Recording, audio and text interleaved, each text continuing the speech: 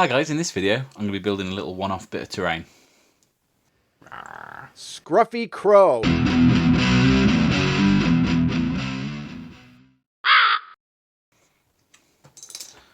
So I recently picked up a couple of these large-scale halflings from EM4 Miniatures for pennies. Too big to be a halfling. And here he is, scaled with a couple of the halflings that I do own, but a good size to be a halfling statue.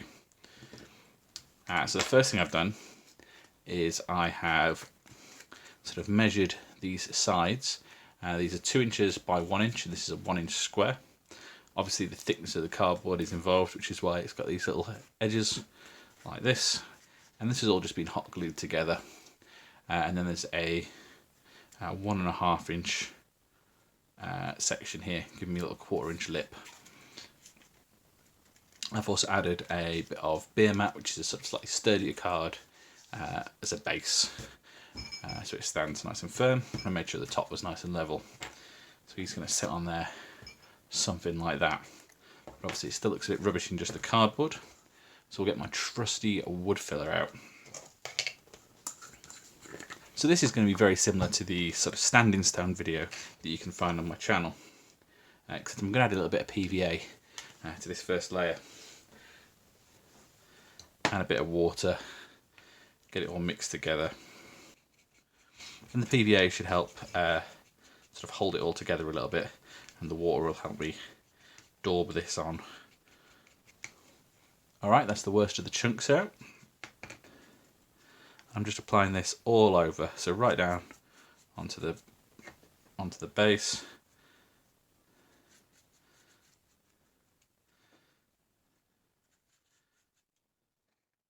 I'm not worrying too much about making things too neat at the moment, or about covering anything up particularly. I just want everything to have a nice layer of this, so the next few layers can stick better.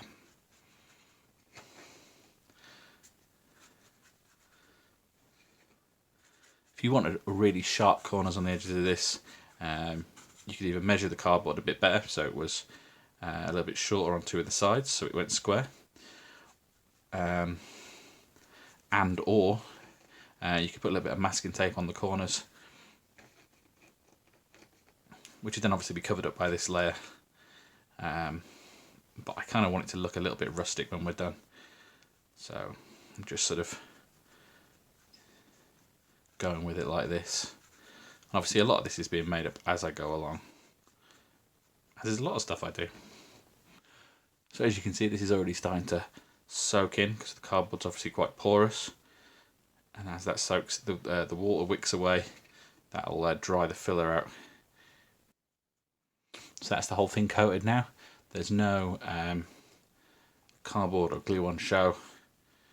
It's all completely coated in my goo, and I'm going to have to leave that overnight at least for that to completely dry through.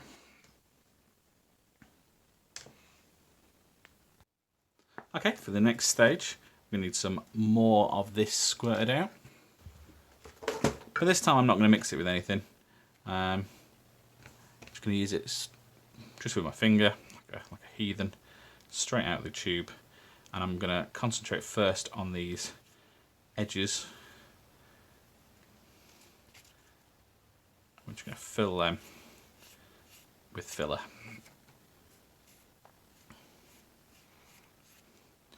And while I'm doing it, I'm also smearing across these sides, building up that layer there, and kind of making them a bit smoother, because you can kind of see the cardboard underneath. So we're going to get rid of that. And we're basically just going to give this an all over, sort of another layer. It kind of reminds me when I do this of like the crumb coat on a baking program, when it gives the cake that nice smooth shape. As you can see, that's already starting to give me those squarer edges we'd want, but still nice and rough and rustic, which is what I'm kind of aiming for. So I'm just going to work this a little bit more until we get sort of finished that I'm looking for. Okay, so my pillar has had overnight to dry. And now I've got a emery board, a slightly used one. And what I'm doing is I'm just shaving down the sides here. So I'm just getting the rough side. I've already done quite a neat job on the edges here. Maybe the big sides. Now the beauty of not being in any kind of rush to build this is if I take off too much during this stage, I can just add that back on, wait another day and just file it again. I think we're there. I think this is looking pretty nice. The top is real and even. I've had some leakage on the bottom here from the first couple of layers. So file that as well. Make sure that's, just try to flatten this out now. Try and make this kind of level. So it was quite easy to balance quite a lot of putty up here. So I've got quite a lot to work with. Once again, you could make this as neat or as scruffy as you like. I do want this to be kind of rough and ready, so I kind of want these dips and sort of irregularities and things. I do want it to be kind of fairly flat. So now I need some of my trusty PVA. Got my scraggy old brush with a bit of water here. Not too much water. I still want this to be pretty thick. And we're just going to paint this on. I'm just going to seal and hold together all my filler. Give it a nicer finish. Okay, so while that's drying, I'm going to make a little brass plaque for the front of this. So I've got some card here. This is just off the top of some bases I was just using. Must be about that wide. So I want it about that wide and a little bit shorter maybe. There you go, I'm happy with the size and shape of that. Okay, so now I've got this propelling pencil and I've pushed the lead right in. What I'm going to do is I'm just going to go in each corner, and this is how I'd sculpt if I was making out of green stuff or something. I'm just going to press that in quite hard. And that's giving me these little studs.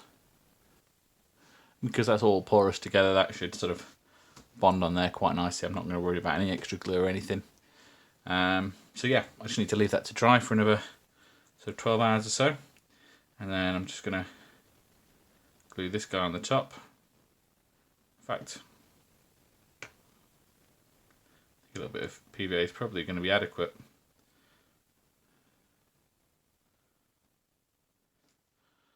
It doesn't weigh anything.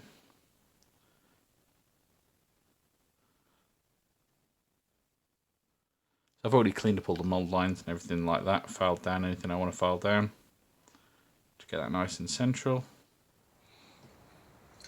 Okay, he's had an undercoat with the matte black. Now I'm going to give him a spray down with this grey. And that gives me a nice highlight and a couple of shades to work with. Okay, here he is all undercoated. Pretty happy with the way that came out. I think he's looking pretty cool. I'm going to start off with some of this Dawnstone. I think we're going to have the character on the top as a sort of bronze colour. I'm going to try and do that like a dark green. So I'm going to do this plinth as a stone. I'll be using this nice big makeup brush. I'm going to start with this Dawnstone. Going to slap this all over. I think that's going to give us a nice base colour. Okay, now that's dry and I've got a nice even coat. I'm going to go in with some of this Celestia Grey. Still using the big brush, but this time I want this to be a proper dry brush. So I want plenty of paint on there and I want to get the majority of it off. It's kind of hard to pick up on the camera. If I compare it to sort of that side to there, you can see what we've got. We've got texture of the filler. It's quite subtle, but it's definitely there. Fortunately, we've also picked up the texture of a thumbprint down here, but in hindsight, it might have been worth trying to put some sort of handle on the bottom, so for when I was making this. So now I've got the general dry brush all over, I'm just trying to get a little bit of a extra on the corners. Oops. Just try and bring them out a little bit. In general, I think we've got quite a convincing little stone base there. Okay, next up's going to be a bit of an experiment.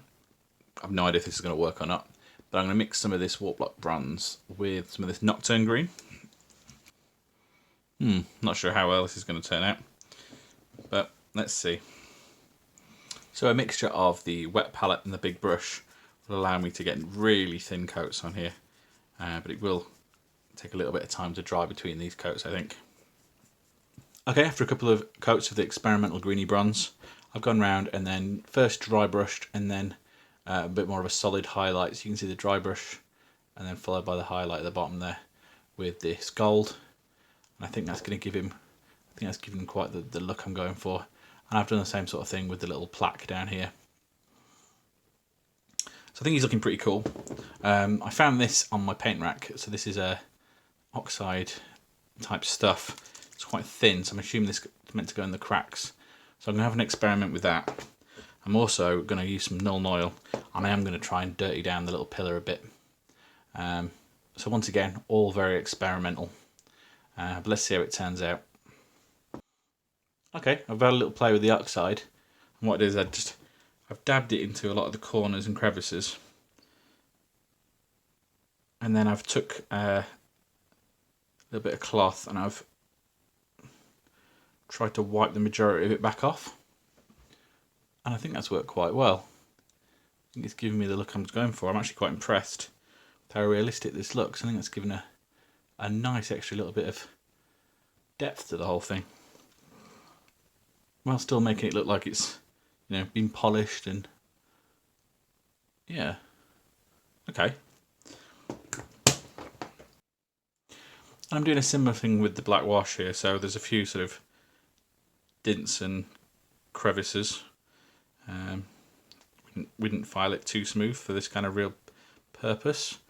And I'm just sort of getting it on a little bit here and there, and then just wiping the majority of it off. I think that's worked quite well. I think that's given me the sort of nice, sort of grubby look I'm going for. Make it look a bit more realistic. I'm just going to add a little bit more of the wash just under this sign. I'm going to pull it down in a couple of places to make it look like sort of rain or dirt's kind of congealed under there. Then run down to the bottom. Yeah, it's worked. It's quite subtle, but I like it. Okay, there we have it. I think I'm going to leave it like that. It's not the most interesting bit of terrain, but I think once that's in place in the rest of my townscape, I think that's going to blend in quite nicely and look like quite a nice little sort of curio. And also tall enough to be fully blocking terrain, give you some cover in the sort of games that require that type of thing. And that's all for this video. Please let me know what you thought down in the comments. Maybe subscribe for more. And as ever, thanks for watching. Bye.